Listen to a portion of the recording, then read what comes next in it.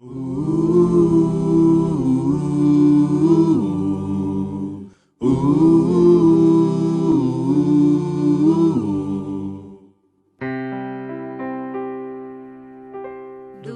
teu falar, ó Salvador, jamais vou duvidar, é encorajador.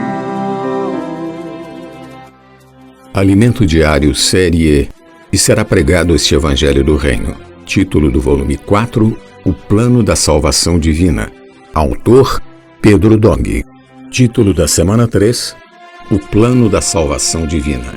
Quinta-feira, ler com oração Jó 42, versículos 5 e 6. Eu te conhecia só de ouvir, mas agora os meus olhos te veem.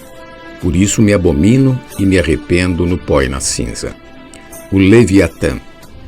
Ainda sobre os animais descritos no livro de Jó, leiamos sobre o Leviatã. Quem jamais ousou abrir as portas da sua boca, cercada de dentes enormes e temíveis? Seu orgulho são as suas costas, ornadas com fileiras de grandes escamas em forma de escudo, firmemente unidas. Cada uma está junto à outra que nem o ar passa entre elas. Estão de tal maneira interligadas que é impossível separá-las. Jó 41, versículos 14 ao 17, versão King James atualizada. Geralmente, temos medo de virar as costas para um inimigo, não é mesmo? Se você desconfia de alguém, não vire as costas para essa pessoa, pois ela poderá apunhalá-lo. Mas esse animal, o Leviatã, não tem medo de virar as costas, pois elas são bem protegidas. Suas rígidas e impenetráveis escamas não permitem nem a passagem do ar. Isso é como um forte castelo de razões e argumentos que muitas vezes nos cercam. Nesse estado, nem o ar entra, ou seja, o espírito não encontra espaço para operar dentro de nós. Em tal condição, nem sequer somos levados ao arrependimento por Deus. Sua luz não penetra em nosso interior. Amado leitor, vamos sair dessa prisão construída por esses animais dentro de nós. Vamos sair dessa situação. A descrição do Leviatã continua assim. No seu pescoço reside a força. O terror vai sempre adiante dos seus passos. As dobras da sua carne são fortemente unidas. São tão firmes que não se movem. Seu peito é duro como a rocha, rijo como a pedra inferior do moinho. Quando ele se ergue, os poderosos e mais corajosos se apavoram, fogem com medo dos seus golpes. Mesmo a espada que consegue atingi-lo nada lhe faz, nem as lanças, flechas ou dardos de nenhuma espécie. Ferro ele trata como palha e bronze como madeira podre. As flechas não assustam. Para ele, as pedras das fundas são como cisco. Os botões são considerados juncos leves e ele zomba do brandir das lanças. Debaixo de seu ventre há pontas agudas. Assim ele deixa o seu rastro na lama como o trilho de debulhar. Faz as profundezas se agitarem como um caldeirão fervente e revolve o mar como uma vasilha de unguento. Deixa atrás de si um rastro cintilante, como se o mar tivesse uma vasta cabeleira branca. Não existe nada sobre a face da terra que lhe compare. Foi criado para não ter medo.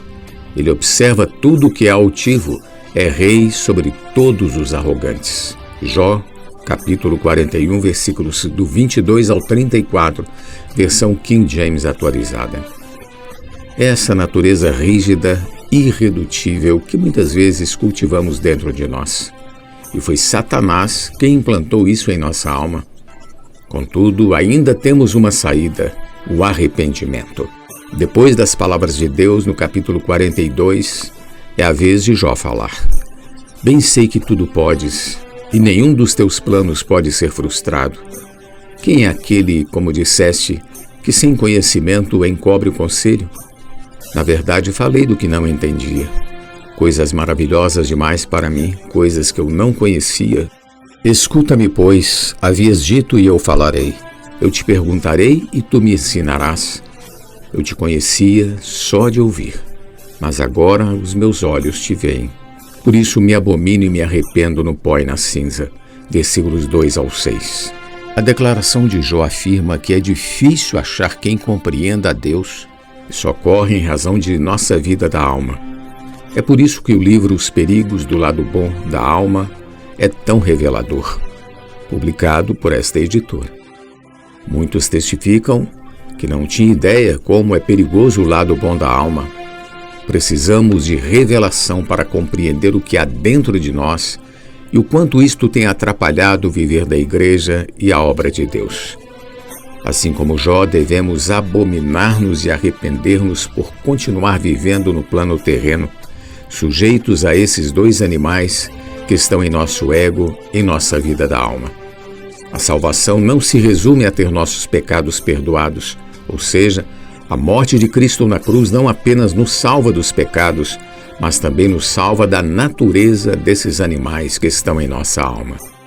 A atitude de se justificar vista em Jó é encontrada desde o princípio da queda do homem, revelando que a natureza desses dois animais opera no homem desde o momento da queda. É isso que nos revela o capítulo 3 de Gênesis. E chamou o Senhor Deus ao homem e lhe perguntou: onde estás? Ele respondeu: ouvi a tua voz no jardim, porque estava nu, tive medo e me escondi. Perguntou-lhe Deus: quem te fez saber que estavas nu? Comeste da árvore que te ordenei que não comesses? Então disse o homem: a mulher que me deste por esposa, ela me deu da árvore e eu comi. Disse o Senhor Deus à mulher: que é isso que fizeste? Respondeu a mulher: a serpente me enganou e eu comi. Versículos 9 ao 13. Logo após a queda, o homem e a mulher aprenderam a argumentar, a se justificar. A partir de então, o ser humano tornou-se um bom advogado de si mesmo. Desde criança, aprendemos a nos defender e a nos justificar. Eu vejo isso nos meus netos. Mal aprendem a falar e já apresentam justificativas para tudo. A avó deles pergunta: por que você fez isso? E eles respondem: fiz isso, por aquilo. Assim é o homem natural, o homem depois da queda. Apesar disso, ao lidar com a serpente, Deus nos revelou algo maravilhoso.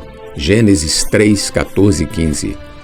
Então o Senhor Deus disse à serpente: visto que isso fizeste, maldita és entre todos os animais domésticos e o és entre todos os animais selváticos.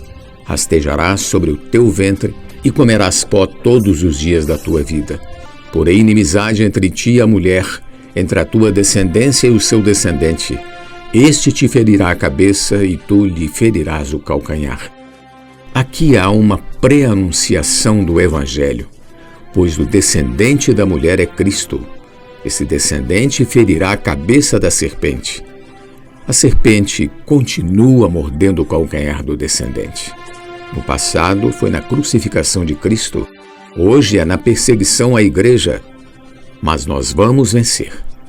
Nós, como igreja, somos a ampliação da mulher que gerará o descendente, o qual derrotará o inimigo de Deus. Louvado seja o Senhor. Pergunta de hoje: como é a natureza do Leviatã que habita em nós? Como derrotá-lo? Jesus é o Senhor. Do teu falar, Salvador, jamais vou duvidar, é encorajador, fiel me faz andar, faz tua glória ver, o mal vem derrotar, fiel me faz andar, faz tua glória ver, o mal vem derrotar.